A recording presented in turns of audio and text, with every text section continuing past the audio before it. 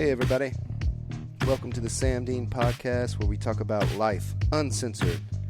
This episode of our show is brought to you by Van Zant Coffee, the best tasting coffee you can get. Order it online at vanzantcoffee.com. Also brought to you by Atticus & Company, Athens, Texas. Clothing store, knife shop, candle store, hat store, wallets, free lattes on Saturday. On the show today is Boog Ferrell, once again, your third episode, I believe. I don't know if anyone else has that. Maybe Patrick or Dan, I can't remember. We're going to talk about running and a lot of other stuff, so thanks for listening. And if you want to sponsor the show, reach out to me, vzfit@me.com, or call me. Just look me up on Google. I think my cell phone's everywhere. So thanks for listening to our show. Thanks for the support. And here we go with Boog Ferrell. All right, Boog. What's up, man? Sweet. How are you? I'm good. I've already worked out. I warmed up with the 5:15 and I worked out with 6. Actually, I worked out in between. I really worked out after the 5:15, but as the 6 was warming up, I got intimidating those 6 a.m.ers so they know what's up. Just wanted to show them who's still boss. You know, I've been out of town, but just want to show them who's still boss around here. I warmed up with the 5:15 and the 6, and then ate breakfast and kept warming up with the 9, and I'll keep that warm up going all day, I think. You got to keep it warm. Once you get cold, man, it's over. Yeah. I had to take a shower too. I stink lately, like just bad. I don't know if some type of soap Ashley has in a shower or something. It's not my fault, but I stink. Sweating out all them sins. Yeah, well, many to be had there. Well, we want to do this special show today to talk about long distance running, which we've spoken about before. We have a race coming up in January called the Bandera Trail Run. Yeah, I think it's Hoka One. Yep. Bandera Trail Runs by Tejas Trails. There we go. Sponsored by. And we have a lot of people going down, running it for the first time. Yeah. I'm obviously a veteran of the race. You have how many belt buckles? I have 9 belt buckles. This will be my 10th if I finish this year. It'll be my 15th year running Bandera. I'm going for my first belt buckle. I've done the 25K twice. There's a 50K race, and then there's a 100K race, which we're both doing this year. And it's in January, and we have a lot of people that are doing the 25K, some people doing the 50, and some people doing the 100K that go to CrossFit Van Zant. They got some people that don't do CrossFit. So let's talk about, I'm going to kind of turn it over to you and talk about what's realistic with training and how to do it safely and what's okay and what's not okay and all those things. So let me turn it over to you. Yeah. Cool. Well, yeah, there's I think every year we try to get people to go. This year there's more going than we've ever had. I think over 40 friends and family going this year. And, a bunch of those are CrossFitters. It's about a third in each distance. So we have about, a dozen in the 25K, a dozen in the 50, and a dozen in the 100. And so lots of questions over what should I be doing, what's too much to be doing, and so we've been fielding all of those, and I think just the podcast is a great opportunity to kind of field a bunch of questions at once. And so, just getting right in, I think one of the main things is defining what are we trying to do, and the way it was put to me a few years ago was, on race day, we want to, the key word is HURU, H-U-R-U, and that stands for healthy, uninjured, rested, and unafraid. So really, how we need to train is just whatever we got to do so we get there on race day healthy, no major injuries, not a bunch of overuse issues, rested, and just unafraid, just ready to do it. And that's kind of a balance. Like, to be unafraid, I need to run the miles, I need to put in the time, I need to be really fit and prepared. But to be rested and healthy, I need to make sure I don't overdo it, you know. And so we put out the Bandera Bound Training Challenge on Run Sign Up, which that's open to anybody. Anybody could sign up for that. They don't have to be friends or family. And with that, we put out some mileage charts to kind of show, you know, here's what I need to run or could run to get ready for the 100K, 50K, 25K. And we put one on there for 120 days of running. And so with each one, I sent out, you know, some sample mileages where you can start not from zero, but from pretty minimal, and work your way up over the 25 weeks to be ready for Bandera and hopefully show up in Bandera ready to run. And so that's going to be different for a 25K, 50K, and 100K.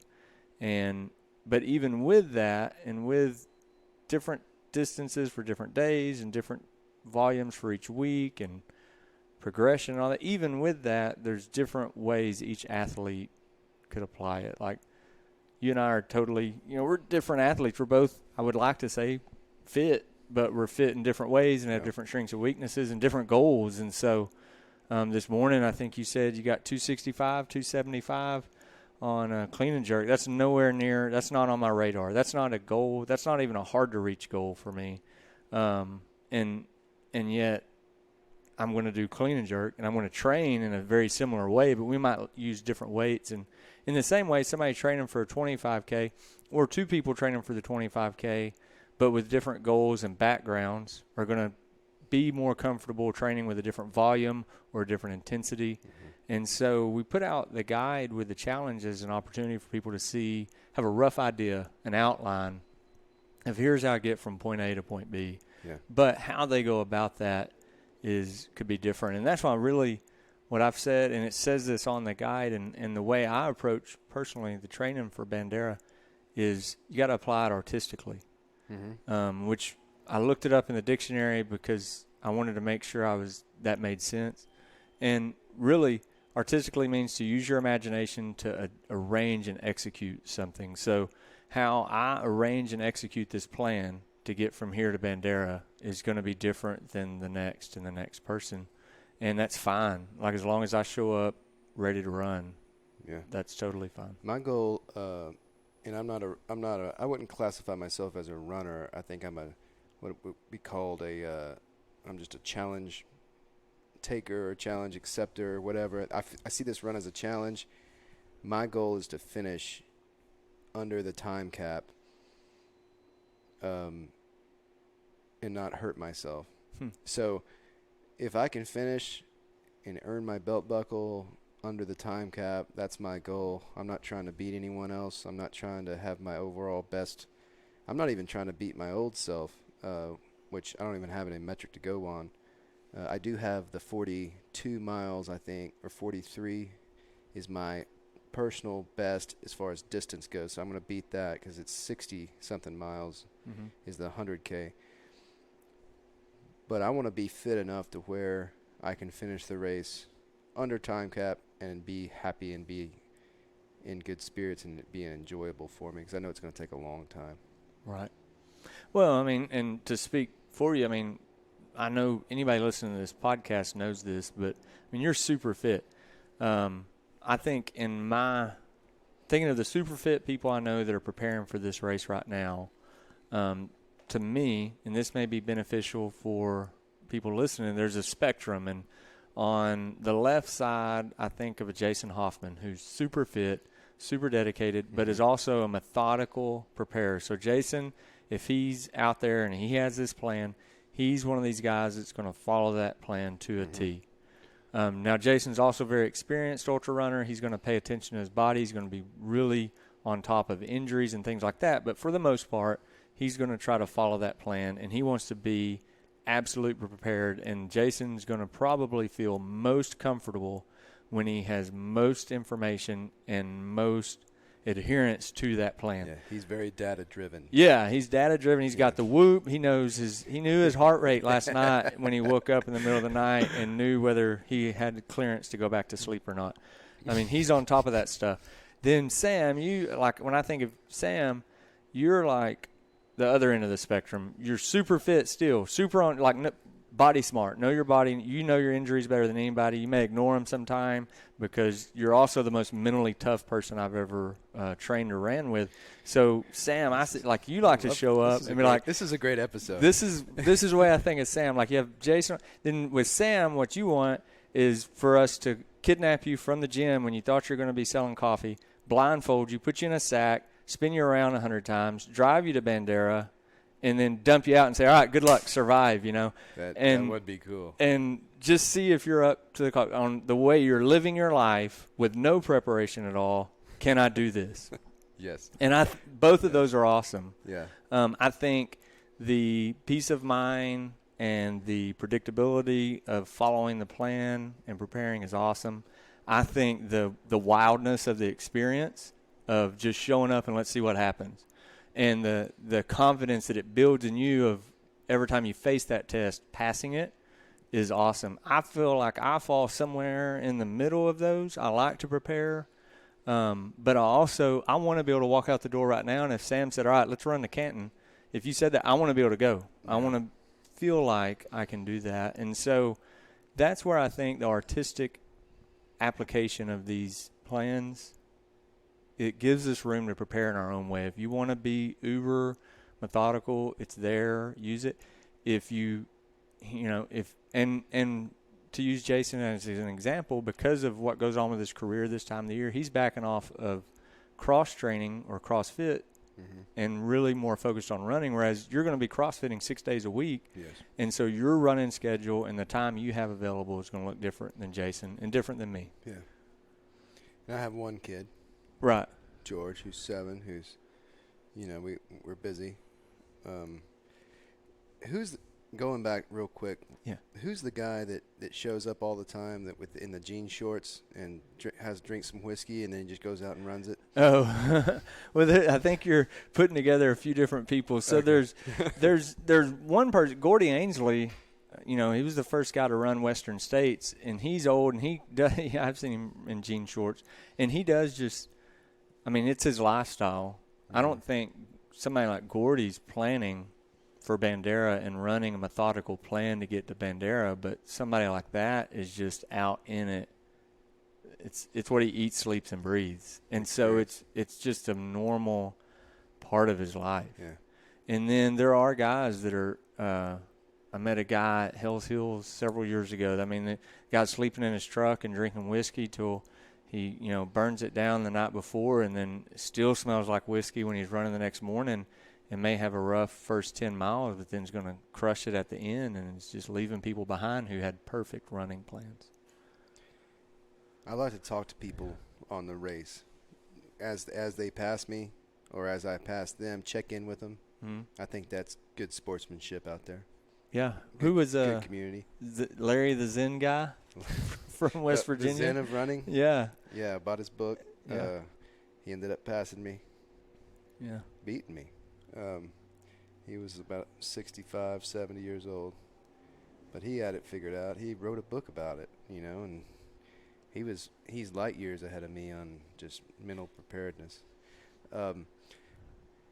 Your first time, so if I'm going down there for the first time to run a 25K, first of all, I'm scared to death because everybody's telling me, there's mountains, there's rattlesnakes, but it's in January, so the snake's probably not a factor. But I've never done a trail run before, and I've never ran that far before. So what should I expect my first time? Yeah, I think that's a great question. I think of this, it really is first timer, no matter the distance. It's like a David and Goliath type encounter. Like, we're not running a flat track. Like this course is tough. You're running the 25K. It's one of the toughest 25Ks in Texas.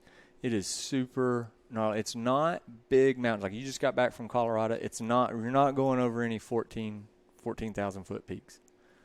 But some of the greatest runners in the world that I've seen race it have talked about just how unexpectedly rocky it is. It is relentlessly rocky. It's going to be testing your feet, trying to stump toes, break ankles, throw you down from the minute you toe the starting line to the finish. Your feet are going to be completely beat up. I've seen people finish with where they had to bandage their hand from falling on sharp rocks and cutting it wide open. We've seen lots of bloody people. Everything like the website says, stings or cuts or bruises or attacks you. It is super steep. There's really technical sections, and it could be 7 degrees, or it could be.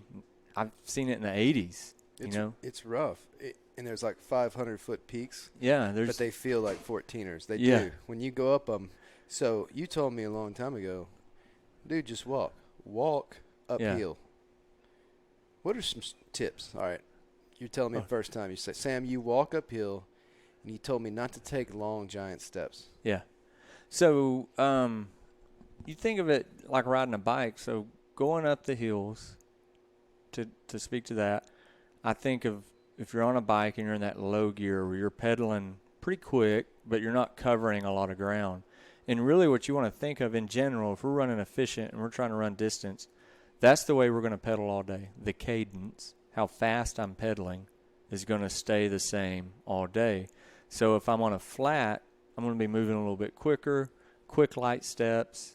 I'm moving good. If I'm going up, those steps are still going to be the same speed. It's just a shorter stride length. And it's like we're going, and if you're going up the bleachers, instead of skipping steps, you're hitting every step. And you just want to be really efficient and light so that you're not having to really super engage the glutes and do like deep squat, deep lunges on every step. Mm-hmm. And then when we're going down, we're going to have a wider stance, and we're going to try to keep our hips are going to be a little bit lower. We're going to keep our weight kind of over our heels. But that way we have a quick, light descent instead of just trying to take long, slow, ponderous steps down, where every step you're putting more weight and more force into the ankle or the knees and everything supporting you. So basically just quick and light on your feet. And really one of the big differences between road running and trail running is just you got to watch your feet. You got to watch your steps. You got to pick up your feet. On a road it's flat. You're not having to worry about catching things, but you have to really think about stepping. Like same way when you're pedaling a bike, that one foot is cycling over the other foot. It's not just shuffling next to it. And on a trail, you really got to you got to pick up your feet and be cycling those feet high enough to clear the rocks and things that you have to dance along the trail. It's like Prince. You just have to. Really more like James Brown. Step in a hot tub. And as far as there's rest stops out there. Yeah. How many? Are they every 7 miles? They're going to be about every 5 miles, and I don't have the mileage chart in front of me. It changes a little bit every year, but for everybody, it will be about every 5 miles, and those are going to be fully stocked, supported aid stations where folks have food and water, usually some sort of sports electrolyte drink, different types of food. You're going to have sweet food, salty food. Sometimes they'll have hot food. Definitely if you're running the 100K and 50K distance, you'll get into some hot food and soups. If it's cold, there'll be soups. And usually quesadillas, PB&Js, fruit, soda, things of that nature. And so that's another thing, talking about first-timers. I guess I'd like to talk about that and kind of bring in how to apply the running plan with it. So here's the deal. If, let's say you're a Sam Dean, and you're CrossFitting 6 days a week and you don't have, a half hour to an hour every day to add on to your already hour of working out to try to get these mileages done, do your CrossFit. You have the long run. The long runs aren't scheduled. You don't have to do a long run every weekend. If you just did every other weekend in the progression that we've laid out, which is about a mile to 2 mile increase per week is the way it's calculated until we get about 10 weeks out from the race. And then we're going to get kind of steady on those long runs and just focus on getting better at the long run. those long runs, if we just do those, it gives us an opportunity to figure out, what do I like to eat? What gear do I like to use? The things that I like, if I'm doing an hour or 2 hour run, are going to be a little bit different than if I'm doing a 4 or 6 hour run. So if I go out to Tyler State Park, I'm doing a 15-mile run. After about 10 miles, I might grab a granola and some water, and I'll be good. I'm not going to drink any electrolyte drinks. I'm not going to need any real food. But if we're going 4 or 6 hours, like when we do the box-to-box, we're doing a 50K, we're going to be trying to fuel pretty consistently throughout the race or throughout the run, because we're going to need that energy that we're storing up now later. And you don't really figure out how that works with your body until you go those distances. You don't want to wait till race day and you've only done CrossFit or you've only done short runs and then show up and not know, out of the plethora of things that Tejas Trails is gracious to provide, what works for you.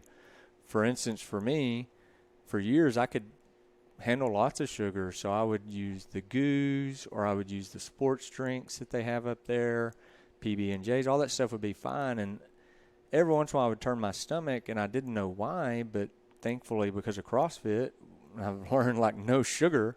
And so for me, I have to avoid sugar altogether. I have a few light sugary things I carry with a little bit of caffeine in them that I take just as I go. But generally from the aid stations, I'm only going to get salty food or protein, like a potato soup, maybe a little bit of fruit, but very little sugar and no sports drink. I only drink water or black coffee or unsweet tea or a beer, but I'm not going to drink a sports drink, because if I drink 6 ounces of a really good sports drink, it's going to turn my stomach. I would not figure that out without running long runs or races. So as a beginner, if you're looking at a running plan, you're like, I can't do all that. I'm doing CrossFit.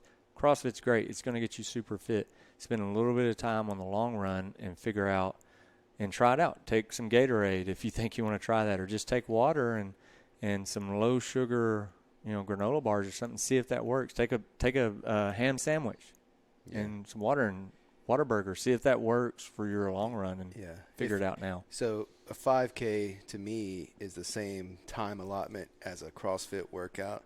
Yeah. So that takes no preparation as far as food for me. But if I'm going over a 5K, in this case 25K, I'm going to stop, so aid stations are roughly every 5K or 5 miles, which is a little longer than a 5K. I have to stop and get sustenance because I sweat so much. Mm-hmm. If I don't stop at every one and eat something salty or eat something, I'm going to cramp. Right. And that's no fun. So I feel like a beginner, if they've never experienced cramps, like they're going to experience it if they try to say, oh, I'm not hungry or I'm not thirsty. Yeah. No, you need to learn how to eat stuff because your body's going to be zapped. Yep. And both times I finished the 25K, I mean, I was toast at the end of it. Mm-hmm. It wasn't easy. And you're going to be just as toast as however hard you push yourself to go, however fast you want to go. I don't recommend pushing your limits. You can do that at the very end when you know how much you have left. But, take it easy. Your first time out, try to finish, and without being injured and without cramping. Walking off cramps when you're trying to run, it's impossible. It sucks. So. Yeah. I mean, my first time, let's just go. This 2007 was my first Bandera, and I was 28. So I was a lot younger than I am now, and clueless. I'd been training around Athens, running road runs, doing some hill repeats, just what I thought I needed to do.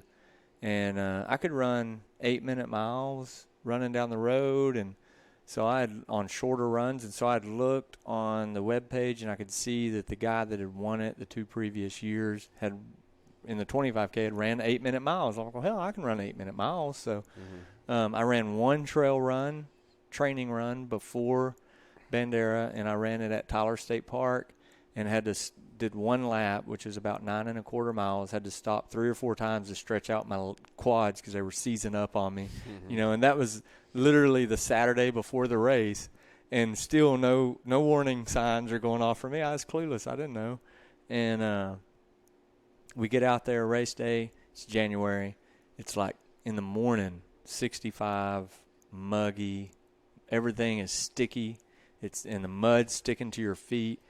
We get out there, and I'm like, well, I'm getting up there with the leaders. And I made it with the leaders about a half a mile, and then had to go off in the bushes and just sit down on a rock and just try to get my heart rate down so I didn't, like, stroke out and just fall over dead. And then I finished, but I learned a lot that first time that it's running Bandera is nothing like even Tyler State Park, and running Tyler State Park is nothing like running on the road. And so it's just a different thing. If you try to go out fast, your first time especially, it's gonna crush you. We want to try to run progressive. We want to start slow and then try to slow down even more, and then, like you said, when you get to the end, then push it. On our training runs, what we can think about doing is your aid stations, whether it's 3 to 7 miles, either way, it's going to be around an hour. It's going to be more than an hour for some of us between aid stations. So while I'm training, I can think, okay, if I'm doing a run that goes longer than an hour, then I need to plan on taking some food at that hour, and just go ahead and get used to, okay, if I'm doing a 2-hour run today, at the halfway point, I'm going to get some food and try it out and see how it goes. Turns your stomach, great. You'd better learn that. Rather learn that now. And you can go out and back and get food, and then go out and back again, or you can, like you and I do sometimes, stash a cooler somewhere behind a tree on the route, and that way, you're happy to get to that point, and you take a little break, and you have some cold, something to eat and something to drink. Yeah. Whenever you've raced, you usually bring a foam roller. And why do you use a foam roller? I mean, I know why, but tell us why you use a foam roller at your aid stations. So that's a relatively new thing the last 3 years, and honestly since CrossFit. So before I was doing CrossFit, I never did that, but I just by chance came across a picture of myself. Did I show you this? Of running Bandera in 2013 before I started CrossFit, and it is a really good testimony of why you should do CrossFit and not just running. I mean, I look really. I thought I was healthy. Oh, but I thought this was Adam Levine. Yeah. No, that's me with no. Who is that? No lifting. Who am I talking to? That's Sophie I'm talking to. No, I mean, it just doesn't look like you. No, that's not. It's very skinny. Very skinny.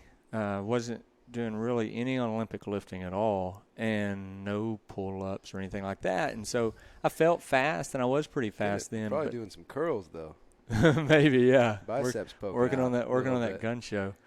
You were only doing curls with dumbbells. I was doing curls with dumbbells and toe raises probably. I was really doing some toe raises because you got to get that the scap. But my back muscles weren't getting taxed that much. And so I think with CrossFit, as we've really worked on developing the shoulders and the back and getting that posterior chain stout, it's really important to engage the glutes to be a good runner. Like, that's a challenge that pure runners have that they wish they were better at, that CrossFitters should pick up naturally. But then because of that, those back muscles back there being more developed, I feel like I have some tightness left over from a week of doing pull-ups or cleans or whatever. And so as that starts to build up, and it's a 6-hour drive down there. Yep. And so some of that tension, if you haven't worked it out, by the time you get on the race course, it might come back to haunt you. If you have a foam roller, or you can just lay down flat on the ground and kind of let your back kind of work itself out. One thing, and that the general point there is that this isn't a 5K. It's not a 100-meter dash. So there's things that could come up that might seem scary in the moment, and then if you were just running a 100-meter dash, would crush, your race is over. If your ankle is a little tight when you come out of the blocks, you're done. But in these longer runs, what you do is just figure out what the problem is, address it, and move on. And so with a foam roller, you can work out stuff at the aid station. Same way, if you start having trouble with your stomach and it's turned, quit eating, try to get some soda, maybe some salty crackers, try to get it turned so that it's manageable again, and then move forward. It's not, these problems are inevitable, and they're not going to end your race. It's just going to give you another problem to solve. And that's what the foam roller's for. As far as when you're training, what stretches do you do before the race or before you were doing any of these training runs? Mm-hmm. What kind of stretches do we need to do before we go out for 5 miles or whatever? Yeah, that's a great question. It can vary. I mean, listen to your body. I'm usually pretty comfortable to just get out of the truck and run. And if you're running long enough where you can start slow and speed up as you go, then and you feel good doing that, that's fine. You're not sprinting, you're not doing a big range of motion. You don't have to do a lot of mobility work before you run. As long as you're okay with starting really slow and letting it come to you. Which is a good idea anyway. Right. Start slow. Start slow and then slow down some more. But if you have time to do some mobility, what I like to do, leg swings are great. Squats are great. Kind of bicycles with your back feet to get those calves warmed up. Before I run, I don't do too many static stretches. I'll do things where I'm moving, but to me, leg swings, squats, jumping squats, arm rolls, those things are best. Something to start kind of warming up the range of motion for the run. And then if you do start slow and you get a mile in and you can feel something tight, then, stop, stretch. And once you're good and warm and you're sweating, that's a good time to do some static stretching. So then if I have some hamstring tightness, or for me, a lot of times my IT band, then I'll stop, stretch, do some calf stretches, quad stretches, hamstring, and kind of work out those tightness through static stretching. Okay. And then go on running some more. I'm trying to train up for this Bandera thing. I buy some new shoes. Running. What's the difference between running shoes and trail running shoes? So it varies, but the main thing I advise people to look for, a true trail running shoe they're all gonna have some aggressive grip. Some shoe companies will just take a road shoe and throw some knobby looking grip on it and make it look like a trail shoe. Make it an uglier color, and they're like, okay, we got a trail shoe. The main thing I look for is it should have a rock plate, basically a protective layer underneath the toe box that protects your feet from sharp rocks, which will be really important for Bandera. I'll look for me, something with a little bit of cushion in the heel, but not such a big overbuilt shoe that it feels, like I'm carrying dead weight. I'm wearing a pair of New Balance Trail Minimus right now. They're great trail shoes. They have really very little cushion, but there's no toe protection. So these would be great for like a gravel trail or a kind of a dirt trail, but not for Bandera for me, because I feel like I need something to protect my feet from stone bruises and from rocks getting in between my toes. So if you wear regular running shoes, you're going to feel those rocks through your shoe. And On the bottom. And it's going to wear your feet out. Yeah, and going downhill, because it's so steep, if you don't, most trail shoes, you're going to have kind of a toe guard around the end of the shoe too, around the end of the toe box, that kind of protects you from kicking rocks, but also keeps your shoes from coming out the end of your toes from coming out the end of the shoe on really steep downhill. So you want to look for something that looks like it was thoughtfully designed. There's some great, obviously Hoka, One, they make the Speed Goat. I think the Torin is another trail shoe they have. I've ran Solomon, Speed Cross, have really good shoe. The Mission, I think they call it something else now, but Solomon has a great selection of trail shoes. Ultra is a really good trail shoe maker. The Nike Pegasus Trail that you've been really happy with it. Those are my go-to, but everybody has a shoe, and everybody has 4 different models of trail shoes. It's just whatever one works for you. I recommend something as important as this, like try a couple of different ones.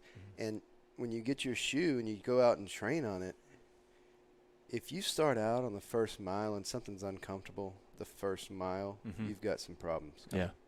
You have some real problems coming in the future. You need to stop and relace. You need to figure out your sock situation. What's your sock situation, by the way, Boog?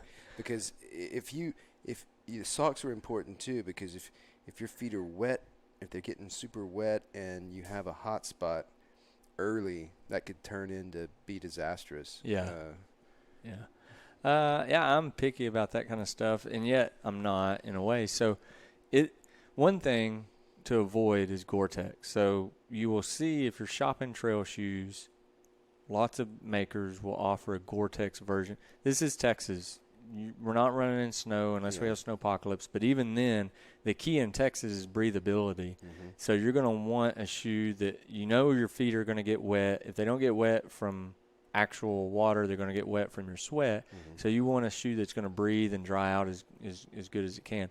Same way with a sock. Like I like a thinner sock most of the time. So if you and I went for a run, we got done with this podcast, I'd be wearing, I have some, they're actually made by Gold Toe now. They're a power sock.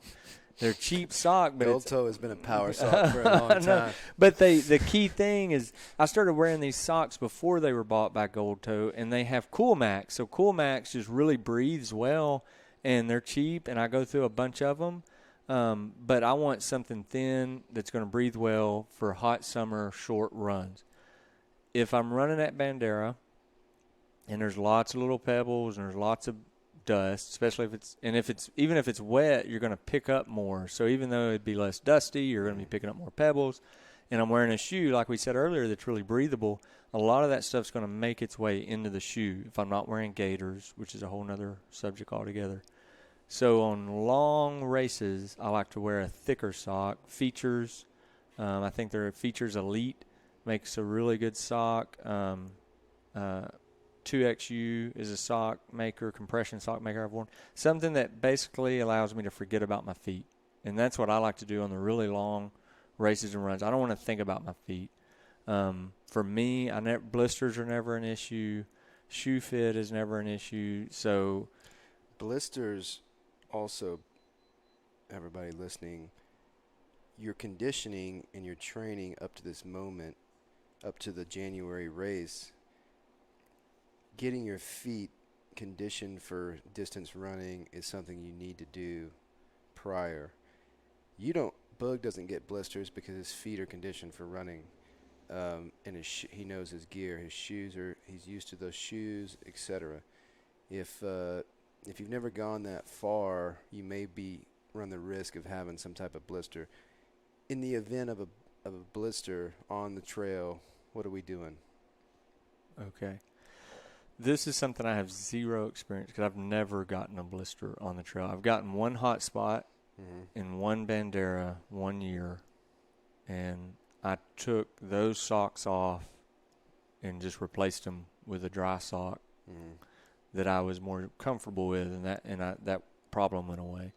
But at the aid stations, they're going to have blister kits, and so the best thing, if you don't have first aid stuff with you, the best thing is, and that's just another side note about the aid stations, especially at a Tejas Trails event, is going to be stocked with experienced ultra runners that have seen this sort of thing before, that have probably experienced that problem before, know what they need to do to help you get it fixed. But then it is a race, so they're going to help you get it fixed, but they're going to get you on down the trail because it's not an old folks home. We're not going there to stay. We're going there to get fixed and move on down the road. But usually to treat a blister, you don't want to usually pop it, but you want to get something over it. They'll have some trail toes, which is a kind of like a goo that you can put on there and then put some bandage over it and then get your shoe back on and maybe get dry socks. If you're running the 100K and if you're running the 50K and care to take them out, you could have a drop bag, or you may have a crew member. And if you're coming up with a grab bag of things that you want your crew to have, besides the foam roller, I would have them have an extra pair of socks and probably an extra pair of shoes. A couple years ago at Bandera, I switched shoes at the 50K mark because I was feeling like I was having a fracture on my fifth metatarsal from my old shoes, so I switched to a new shoe, and it saved my race. I mean, my race got 100% better because I switched to the Speed Goats. That's one thing you can do. Another thing that you need to do when we're talking about shoe types is, look, if you wear Pegasus, Nike Pegasus, which is a great classic road running shoe, and Nikes fit you well, and every pair of Nikes you get is like, it's money, then you should probably try to get a Nike trail shoe. Like that's the route you should go. Even if it's not a trail shoe, but it feels really good on trail runs, go for it. I mean, this whole thing, once again, is to get you to the starting line ready to rock and roll. And it doesn't have to fit any predetermined map. So if those shoes work for you, I would stick with them. If they're a good fit, like you said, first mile you run in them, everything still feels good, that's what you can go with. And usually it's a safe bet that if Nikes have always fit you well, that the Nike trail shoe is going to be the one for you to go in. Now, if the shoe that you're used to, or you have no brand loyalty and nothing that you're stuck with, political, if you don't have any politics. No politics in running, just like there's no crying in baseball. Then there are some shoes that are built similar. So, for instance, Solomon is a pretty narrow shoe. It's going to feel more like an ASIC or a New Balance regular width, whereas a Brooks is a wider shoe and even have wider options. And to me, a Brooks is going to be a wider toe box and is going to feel more like a Keen or an Ultra. Ultra is going to be a barefoot neutral type shoe. It's going to feel like a barefoot shoe, almost like walking around in flip-flops, as far as how wide the toe box is. So, depending on how your feet feel with other shoes, you can find a shoe that shouldn't rub blisters. Mm-hmm. But even with a shoe that shouldn't, it could. And so then you just go to the aid station. And that's, first timer, that's a great strategy to have. Like you said, don't pass up that first aid station because you think you're not hungry or thirsty. Think of the race in terms of, I'm not running a 25K or I'm not running a 50K. I'm running to the next aid station. Yes. I'm going to get there. I'm going to give high fives to all those people. Mm-hmm. I'm going to get some good food. You're going to thank them for volunteering their time to help you. Yes, absolutely. Thank the volunteers. Tell them how much you appreciate them. Tell a good joke. It better not be a dad joke either. Like it better bring down the house. And then move on to the next aid station. If you run like that with that mentality, you're going to have a great time, and you'll have enough time to figure out what you need to fix. Because the worst thing is to get a mile past an aid station and be like, oh, I should have eaten something, or I should have dealt with this blister or whatever. Let's talk about the worst thing. Besides that is when you have to poop or pee on the trail.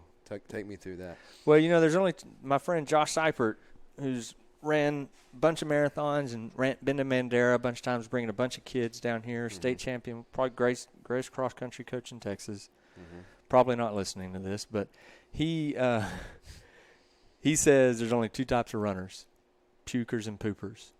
And so you're doing one of those, and they're all peers. You're doing one of them. If you don't pee in a maybe 25K, but definitely 50K and 100K race, you're dehydrated. So we should all encounter that. If it goes beyond that, the best thing I hear to do is to bring an extra mechanics glove and just have that. It's something you should, hopefully none of y'all, there's going to be porta potties. There's some gravity toilets at Bandera specifically. There's porta potties and gravity toilets at different aid stations. Most of them have an opportunity to use the facilities. If you don't, then I would have to defer once again to a Boy Scout. I've never had to deal with that. I've always made it to an outhouse. Okay, well, let me. So you can speak to that. So that was me that used the mechanic glove during the Spartan Ultra that we ran in the Glen Rose. It was better than Leaves, okay? And a mechanic's glove it's not as good as toilet paper. So what we need, and we're going to have, you need to have a vest, a Solomon. I have a Solomon vest. It has 2 water bottles on it that are refillable. So when I hit that aid station, I drink while I'm there, and I leave there with one full of sports drink, the Noon or whatever they have that has salt in it, and the other one is water. And I make sure I have that when I leave. But I have in a plastic Ziploc bag, I have some toilet paper. that, if it hits me and I'm nauseous because I have to poop, I'm going to go out in the woods and get it done. And I'm not going to be a Jason Hoffman. I'm not going to get lost. I'm going to make sure I get back. Jason Hoffman got lost at Bandera one time, I think. Not pooping. Who knows? Well, he doesn't. We don't know. We don't know if he was pooping or not, but he's suspect. Anyway, you want to have a little toilet paper if you need it. Now, etiquette. Dig a cat hole with your foot. Dig a hole. Hang on to a branch and squat deep, okay? Squat so deep that you're not going to poop in your shoe, okay, or your leg. But dig a hole. Poop. If you use toilet paper, hopefully you have some, put it in there with it, and then cover it up well. Nobody wants to be walking around Bandera and run into your poop. And you don't want to litter, so it needs to be buried. So just do your best. If you have to poop, don't worry about that second place finish that you were going to probably not finish anyway, but just take care of yourself. Take care of yourself. Take care of the park that we're going to be in. Don't just the worst. And we used to call this in the Army in a training area. The worst form of human life is called a surface shitter, and that's somebody who just shits out on the surface and doesn't try to bury it or anything. So, and you won't know what I'm talking about until you actually stepped in some human shit, and it's not glamorous. It makes you mad. So, have a little toilet paper. And my next point. This is not a Boog Ferrell strategy. This is Sam Dean strategy. Somebody who walks and their legs touch each other. Yes. If you're a CrossFitter and you have some leg muscles and you're short, your legs probably rub up against each other. And if you sweat and it dries, that sweat gets in there and starts a fire. So I always there's a small travel tub of Vaseline, and I have that in my kit as well. So whenever I get that chafing going on between my legs, I don't care. I can have I could have 4 sets of tights on, and it's still going to happen. So I can take 2 fingers and put it in that Vaseline and drive my hand and arm. It's not pretty down my pants in the front or the back, and I can put out that fire with that Vaseline and give me, so then I'm like, and I'm like a new man. And trust me, if you never ran long distance, you start to get hot spots on more places than just your feet, okay? So the little Vaseline's a lifesaver. I know there's other products, but I know Vaseline's been around for a long time. Yeah, let's talk about the kit. Actually, you got me thinking about that. Okay. So, in all fairness, to that end, so I don't carry Vaseline, but I at the first marathon I ever did, I loved it. They had big boards with Vaseline just slathered on it, so you could just go by and get you 2 fingers full and keep moving. But I carry chapstick. I should probably be sponsored by Chapstick should sponsor this episode. It's not the black one. It's the blue one, the blue and black one. It's not cherry flavored. It's moisturizer, and it's SPF 15. And I use that obviously for chapped lips, but for chapped anything. And so probably don't ever borrow my chapstick. I have a way of getting off the layer that has touched my leg and before I touch my face with it again. But I use it for sunblock on my nose. I use it for chafing. It works really good. And there's other products, like you said, but there's not a lot of products I'd want to carry with me. And so there's some basic things that every runner should have with them on course. The very first thing is a water bottle, because it's a cupless race. They're not going to have Brookshire's water bottles for you to grab at these aid stations and take with you. They're going to have big 5-gallon jugs, and you've got to have a vessel to put it in. So you could have a hydration pack. You could have a water bottle. You could just have a Brookshire's water bottle that you've dumped out, and now you're filling up with their water. That's totally fine, and they fit good in the bottle holders in most vests. But you definitely need to have something to put it in. If you're running a 100K and it's cold, you might want to have a collapsible cup for soup if you want to take that with you after you leave the aid station. For hot food, they will have styrofoam cups or paper cups, but they will not let you leave the aid station with it. And while we're talking about that, one of my biggest pet peeves, besides somebody crapping on top of the ground, surface, or people that just piss right there on the trail, and like you couldn't go like 5 foot off the trail and do that. Is litter. Like, fine, you want to eat Snickers bars all day or goo packs or whatever, that's fine. Just make sure you pack out what you pack in. Somebody's going to pick that up. Yeah, somebody's going. It's going to end up being me. I'm going to be stuffing it in my shorts and carrying it for 60 miles. And instead, you just keep your trash with you, and I'll take care of my trash. But if you do see it, hey, that's another good opportunity to be a good human. If you see somebody else's litter, don't think it's somebody else's job. It's your job. Pick it up. It's your park. This is a state. It's your natural state. Yeah, it's Texas, and this is a state natural area. This all belongs to us. So let's take good care of it. But off that soapbox, some sort of water bottle. Beyond that, it could vary depending on the conditions and depending on how long you're running. If I'm running the 25K, a water bottle may be all I have.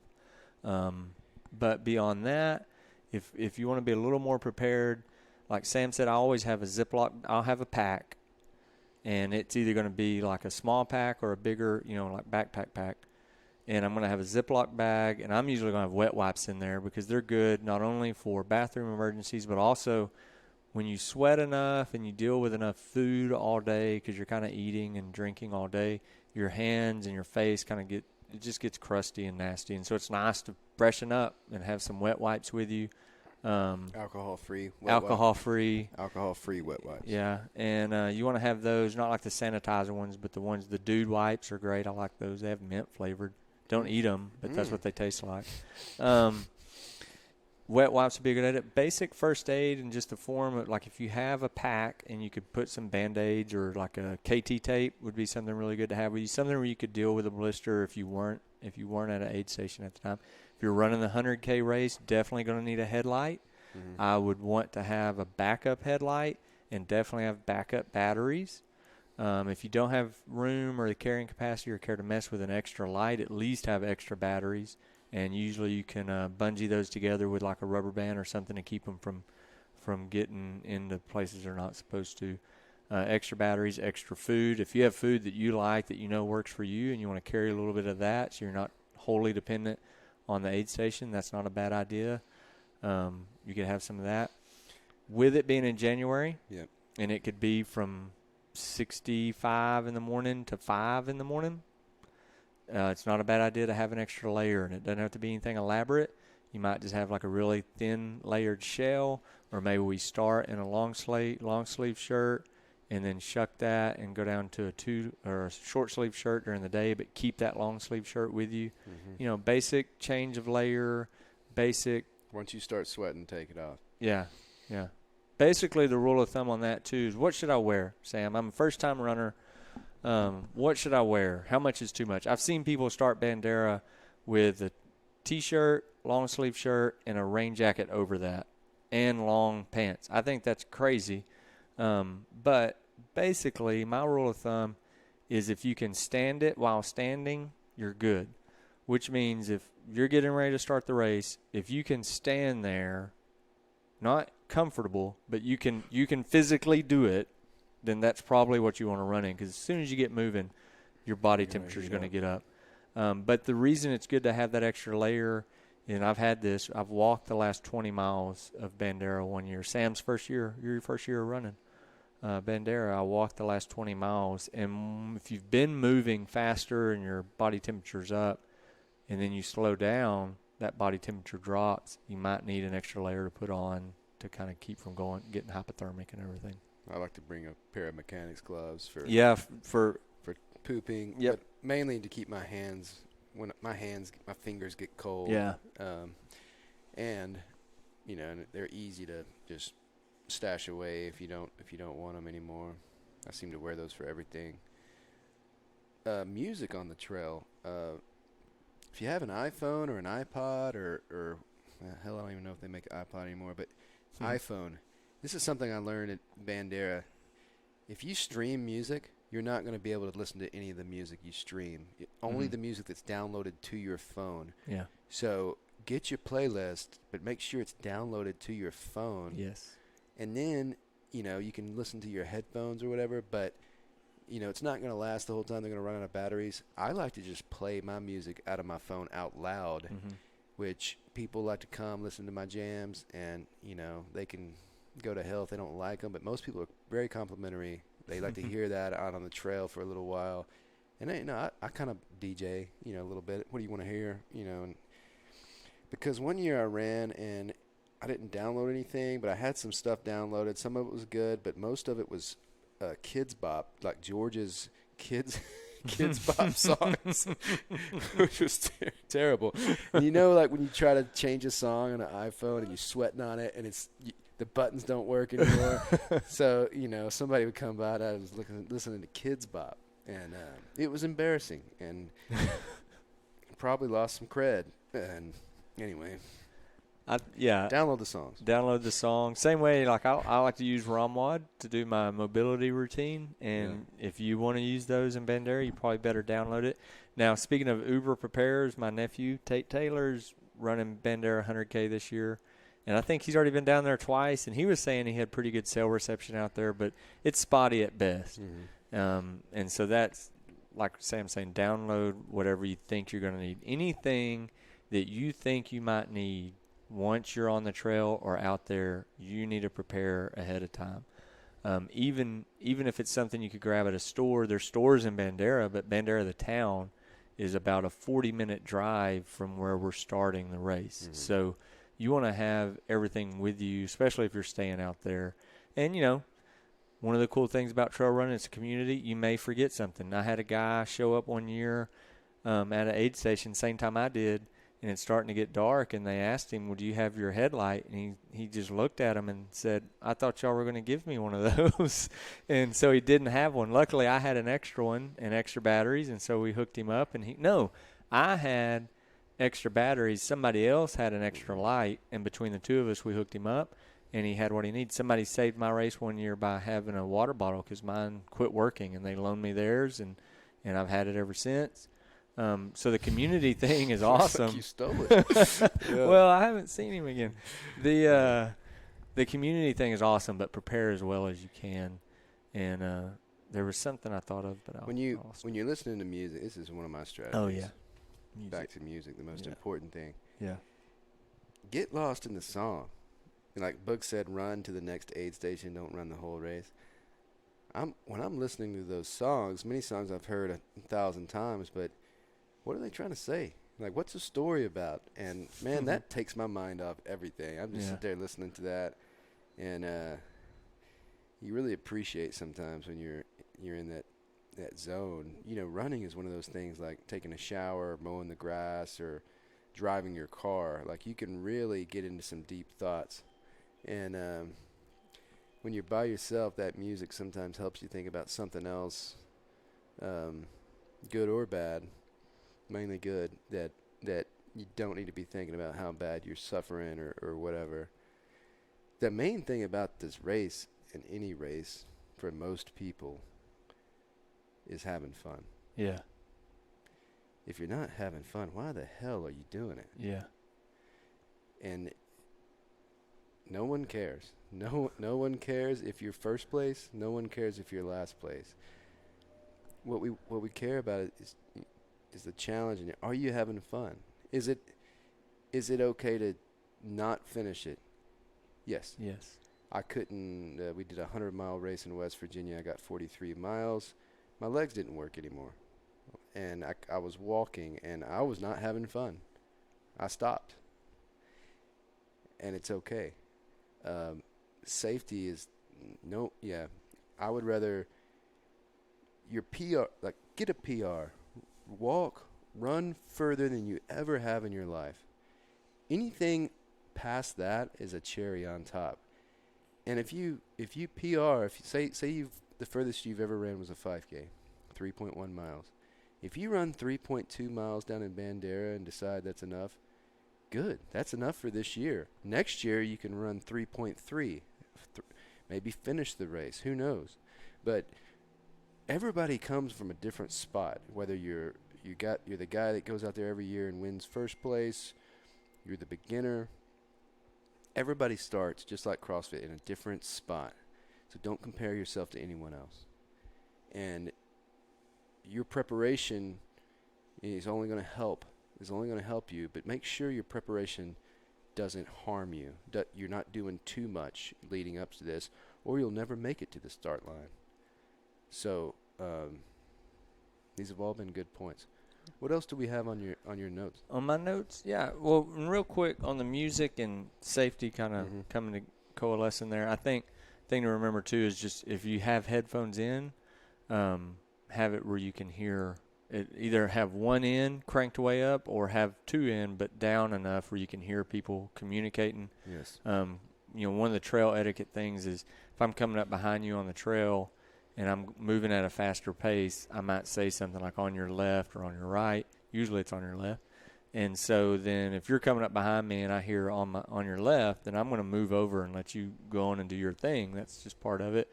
But if you have music cranked up too loud and you're too lost into what they were thinking when they wrote it and you can't hear the on your left, then you might be standing there. And then I'm going to say it louder and louder. And then I'm going to throw rocks at you or something before you get out of my way.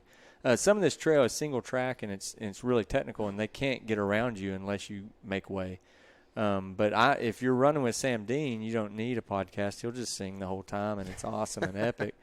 And me, I just use my internal iPad or internal iPhone because I never know what it's going to play, and it's always exciting. Mainly Moulin Rouge soundtrack. A lot of times Moulin Rouge, yeah. Sometimes Jerry Jeff.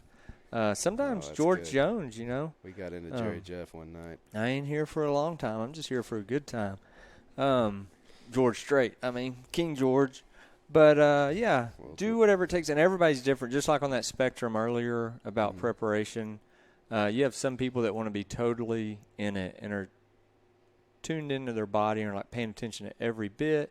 You have some people that want to space out completely and just not – for me, I kind of bounce back and forth. I like to know what's going on. I like to think about the adventure and what I'm doing. Sam's been with me where I might say 15 million times in one, this is a great route. This is a great place because I'm in wonder of what I'm seeing. Part of the reason I love trail running is I just love going and seeing places. And so on the race, I'll try to focus less on what my body is feeling as far as miserable and all that, and really focus on what I'm seeing and just the epic country. Hill Country State Natural Area is gorgeous. It's a 5,000-acre ranch back from the birth of Texas that has some old structures, and I'm into ranching type stuff. And so seeing those old corrals and old barns and feed troughs and just the epic vistas that you only get in the Texas Hill Country, I really just try to take all in. So whatever it takes to get you through it. That's another reason to do the long runs is to figure out, are you a music person? Are you a scenery? What is your deal? What's going to work for you to help you get done? On the notes, I mean, just like you just mentioned, Sam, we don't want to overdo it. So there's going to be some people that can log 1,000 miles between now and Bandera. They're going to be doing, if they're doing the 100K, 30-mile long runs like every other week, and they're going to feel great doing that. Their wife and their life and their job and their other training, everything's just going to just be some big, beautiful rainbow of happiness, and that's awesome. Some of us, once we add just a couple miles extra a day, it's going to stress us out and create imbalance that we don't want. So main thing is do what you got to do to get there. If you can run all the miles, great. If you can't run all the miles, try to run all the days. One of the main things I've felt over the years when I feel like I've undertrained hasn't been necessarily that I haven't ran enough volume. Running 100K races, as long as I can run 20 miles on a training run, I feel good. Like, that's fine. I don't need to run a 50-mile training run to be ready for a 60-mile race. But I have felt before like I just don't feel like an everyday runner. Like, I don't like to lace up for a race and it feel foreign. Or it feel different, like I have to somehow get ready. I should already be ready. And so if you could just run a little bit every day. This week I have an injury kind of going on with my knee that I'm managing, so I'm running a mile a day. And I'm in no hurry at all. So one thing is you could reduce the miles. You could definitely reduce the pace. Right now, if you're on the trajectory that we're using, pace should not factor in at all. You should be going however slow you have to go when you're running for it to feel good and easy and effortless. So you could reduce the mileage. You could definitely reduce the effort. We want to go with completely effortless right now, even if that means walking or a mixture of walking and running. That's totally fine. But then if you're doing some serious cross training, like if you're doing CrossFit 4 to 6 days a week, then most people probably don't have time to run 5-6 days a week. So back off on those days, run on the days that make sense to you and that work with your life. And I would err on doing less right now. Do less than what you think you can do. And if it all works and you feel like doing more, then add some more. But start with less. And if you're going to hold on to one thing, just hold on to the long run. And those aren't every week. The long runs are stationed throughout there. So basically, right now, if you're doing the 100K, I can't remember the mileages for the other distances, but there's a long run distance from 5 to 14 miles, I think, depending on what distance you're racing. You should feel comfortable to do that run if you did it this weekend. Not to be great at it, but just to finish it. And then you don't run anymore. In 2 weeks, you decide to do another long run. You look at what you're like, okay, now I'm supposed to do a 16 mile. Okay, let's see if that feels. That's kind of your benchmark, to use CrossFit terminology. That's your benchmark to let you know where you are. And you don't have to panic. If you go out to run 16 and you only get 14 in, and it wasn't great, and you're like, okay, I guess I need to do something a little different, And it may not even be more running. It may be better sleep, better eating, better recovery, maybe dial back a little bit if you're a grown-up, dialing back a little bit of effort on that Friday before that Saturday, on your Friday WOD before your Saturday run. There's nothing criminal in that. You can basically apply the same logic that you've used in all your other training to this. Do enough so that you feel like doing more when you're done.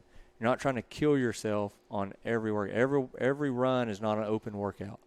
And you just need to do what you need to do so that you can be healthy in training. If you do too much, you're going to get injured, you're not going to be training, and you're not going to be ready, and you're not going to be happy, and you're not going to be having fun. Yeah. So dial it back, and then if it all fits great, then add a little bit if you want to. But you don't have to run 6 days a week and do CrossFit 6 days a week and do mobilities. You can't do all these things all the time. I mean, it's a lot. I'm the only one that gets paid to work out. Yeah. Professional athlete, Sam Dean. I have time. No. Yeah, I got lots going on. I'm going to stick to – I'm a CrossFitter. I CrossFit every day. It's what I do for a living. I love it. I'm not going to change that. I'm going to do what I do. I'm going to hit long runs on the weekends. You mentioned something earlier. If you do the WOD, then maybe credit yourself 2.5 miles. Yeah. So, and I've done this lots of times. So, if let's say I have, I'm going to run this way. I run a bunch of days. Let's say I get 10 miles in or running. But then let's say I did 4 CrossFit workouts. Well, I'm just kind of, for me, okay, I guess to back up, for me, my basic workout, like if I'm the most basic workout is a 2.5 mile run.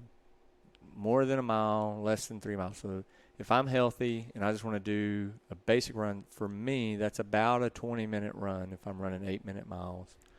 So just a basic workout, CrossFit, run-of-the-mill, if it's our average workout, 10 to 20 minutes.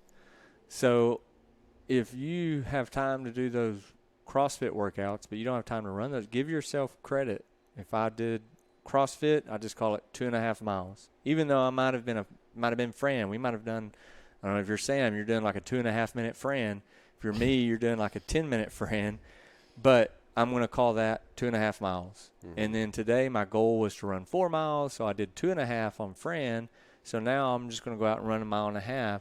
And I've got my total activity goal for the day. And that's another way to make it work. You got to make it work for you. If we have a hellish hero WOD, I still call it 2.5 miles. 2.5, even if it's an hour long. Yep. Okay. I just call it 2.5. Well, that's fair. But that's that system. Yeah. Now, in reality, we do Murph today. I'm done. Yeah. Like whatever I needed to do, I did, and it was in that format, which is way different than an ultra. But it's the same way. Our friend Bryant out at West Virginia, he's done a lot of through hikes for days upon days upon days. Totally different from ultra running, just like ultra running is totally different from Murph, but through hikes what you do in an ultra run, you just compact that effort in a shorter time frame. You're going to be absolutely miserable in Murph if you go full on and perform one of those type of CrossFit workouts for that amount of time. You're going to find there's going to be that moment where you find that dark side. If you do Fran right, like you do it, you're going to find that dark side. Oh, yeah. And get in that pain cave. It's the same thing you're doing when you run Bandera. It's just over a different time period. So another way, you could scrap all the running plans, everything I've said about mileage progression and all of that. One of my methodologies for preparing for Bandera is just what can I do to make myself miserable? What can I do to beat myself up? Because Bandera is going to beat you up. It's going to test you, and it's going to hurt you. So anything you can do to beat yourself up and make yourself tougher and make your body ready is getting ready for Bandera. And so getting stung by wasps, weed eating in 105-degree temperature, like, walking to work, whatever you got to do to get you there. And really, at the end of the day, we're real people. I'm going to be a good husband and a good dad and a good friend. And if I do that, all the rest of it's going to take care of itself. The things like this Bandera Bound Training Challenge, CrossFit, benchmarks, PRs, all that stuff's great. But what it is just reminders of who I am and what I'm trying to do. As long as I'm taking care of the people in my life and I live by the values that I have, I'm going to get some runs in. I'm going to get some training in. Everything's going to be okay. And I would err on that side. I would rather get to Bandera, a little undertrained, with a really happy family. One of the feelings, I remember coming back from my first 100K and to a miserable house because all I'd been doing was training. Yeah. And I crushed it. And I had, a medal, a buckle, which is great. But at what cost? Yeah, at what cost? And I remember another time where I was a little more undertrained. I remember I got 4 nights in a row of 8 hours of sleep.